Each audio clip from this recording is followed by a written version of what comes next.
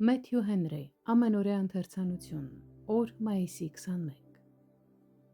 Եվ 6-րդ ամսումը Գաբրիել հրեշտակն Աստվածանից ուղարկվեցավ Գալիլեայի մի քաղաք, որի անունը Նազարեթ էր, մի կույսի մոտ, որ նշանված էր մի մարդի, որի անունը Հովսեփ էր, Դավթի տանիցը, եւ այն կույսի անունը Մարիամ էր։ Ղուկաս 1:26-27 խոսքեր։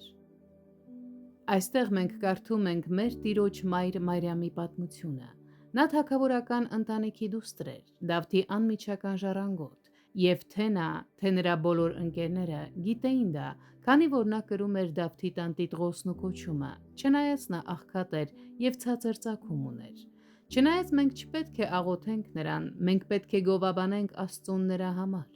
Քրիստոսը պետք է հրաշքով ծնվեր։ Հրեշտակի դիմումը ուղիղ կերպով նշանակում է. ողջույն քեզ, Բարձրյալի կողմից ընտրված եւ հավանության արժանացած, ստանալու այն պատիվը, որի մասին այդքան երկար երազել են հրեա մայրերը։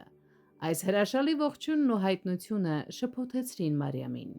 Ապա հրեշտակը վստահեցրեց նրան, որ նա Աստծո հաճությունն է գտել եւ դառնալու է որդու մայրը, որին նա պետք է կոչեր Հիսուս, ամենաբարձրյալի որդի, մեկ էությամբ եւ կատարելությամբ Տեր Աստծո հետ։ Հիսուս, անուն, որը վերակենդանացնում է ընկճված եւ խոնարհ մեղավորների հոգիները, քաղցր ականջին եւ լեզվին, Հիսուս Փրկիչ։ Ցավոք, մենք չենք ճանաչում նրա հարստությունն ու մեր սեփական աղքատությունը, այդ իսկ պատճառով էլ չենք ձգտում նրան։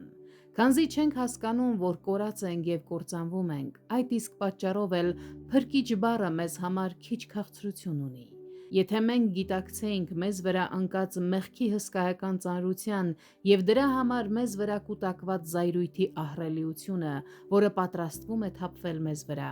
ապա մեր մշտական միտքը կլիներ. արդյոք նա իմ Փրկիչն է,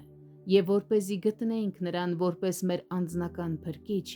մենք ոտնակոխ կանեինք այն ամենը, ինչը խանգարում է մեր ճանապարհին դեպի նա։